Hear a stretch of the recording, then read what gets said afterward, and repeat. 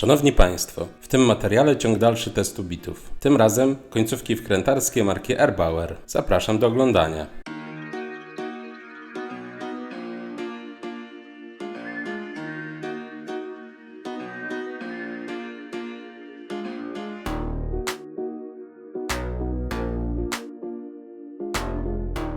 Erbauer jest marką własną brytyjskiej grupy Kingfisher, do której należy m.in. Castorama. A zatem sytuacja jest analogiczna jak w przypadku marki Dexter Pro, należącej do grupy Adeo, w skład której wchodzi sieć sklepów Leroy Merlin. Zestaw bitów jest dosyć pokaźny. Zawiera bowiem 113 elementów, w tym 98 krótkich końcówek 25 mm, 13 bitów o długości 90 mm i 2 adaptery. Dokładny spis zawartości znajdujemy na opakowaniu. Wszystko zamknięte jest w dosyć dużej, prostej kasetce o wymiarach 240 na 145 na 44 mm. Jest ona wykonana z tworzywa. Posiada czarne ogumowanie i zamykana jest na plastikowy zatrzask. Biorąc pod uwagę dosyć spory ciężar całego kompletu, nie jest to zdecydowanie wygodny zestaw do przenoszenia. Wśród krótkich bitów, oprócz końcówek PH, PZ, Torx, płaskich oraz imbusowych, odnajdujemy, nie tak jeszcze popularne u nas, groty kwadratowe, tak zwane Robertsony. Każdy krótki bit na swoim chwycie ma namalowany napis Erbauer oraz typ i rozmiar końcówki. Mimo że Castorama opisuje je jako bity udarowe, to w krótkich końcówkach brak charakterystycznego wyraźnego przewężenia, które pozwalałoby na zmniejszenie naprężeń na końcu grotu w trakcie wkręcania zakrętarką udarową. Natomiast wyraźnie zaznaczono, że do wykonania bitów użyto stali S2. Z kolei czarna powłoka najprawdopodobniej jest wynikiem czarnej oksydacji, która przede wszystkim ma zapobiegać korozji. Tutaj widzimy z bliska końcówki PH2, PZ2 i Torx 25.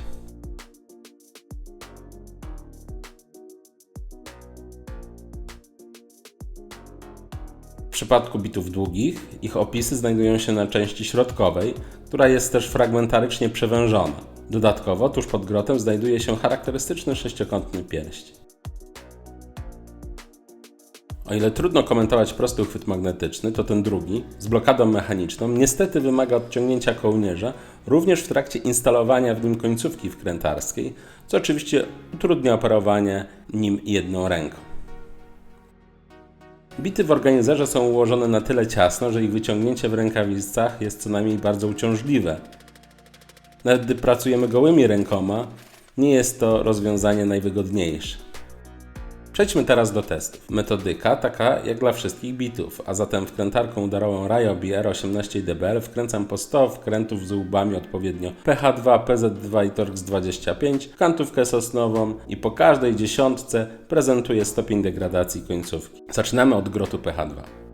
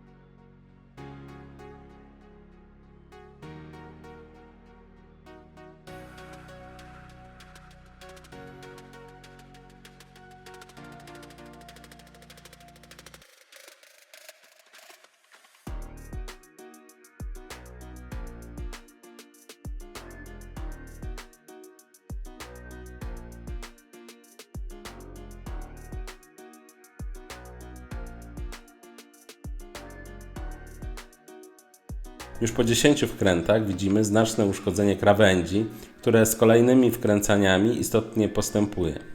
Wierzchnia powłoka ulega szybkiemu starciu na znacznej powierzchni. Mimo że należało się spodziewać tego typu degradacji końcówki, to jednak stopień zniszczenia jest dosyć spory.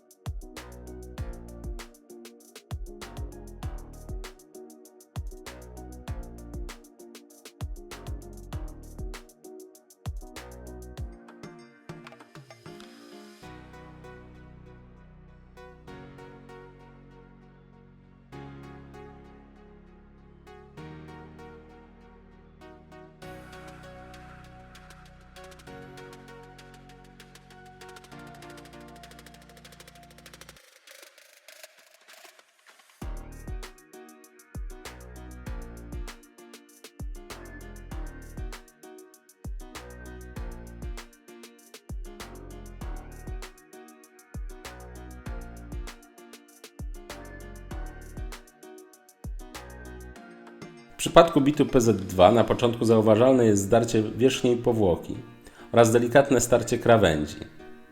Te z czasem się pogłębiają coraz bardziej i zaczyna być dostrzegalne wgniecenie ramion krzyża w kierunku osi obrotu na wysokości gniazda łba wkręta. Na koniec końcówka Torx 25.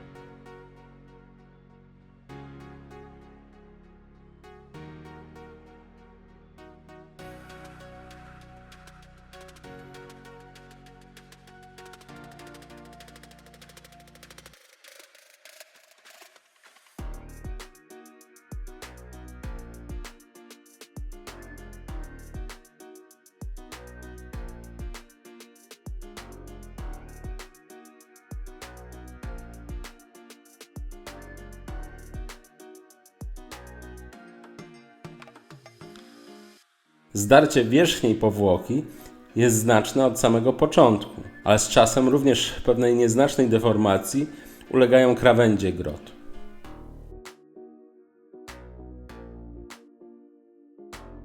Podsumowując, bity Erbauera są jednymi z najtańszych, które testuję. Prezentowany zestaw jest dosyć bogaty i zawiera wszystkie typowe końcówki, które stosuje się na co dzień przy wkręcaniu w drewno. Pojawił się także mniej popularny w Europie grot Robertsona. Niestety po pierwszych dobrych wrażeniach, przyzwoitym spasowaniu i całkiem nieźle wyglądającej powierzchni bitów po wkręceniu pierwszych wkrętów, dalsza praca z tymi końcówkami zaowocowała szybko postępującą degradacją grotu. I to wszystkich trzech końcówek, a uszkodzenia obejmowały nie tylko zdarcie wierzchniej warstwy, ale również deformację samych bitów. Jak jednak te bity wypadły na tle wszystkich testowanych przeze mnie końcówek, będzie można się przekonać w materiale podsumowującym rezultaty wszystkich testów.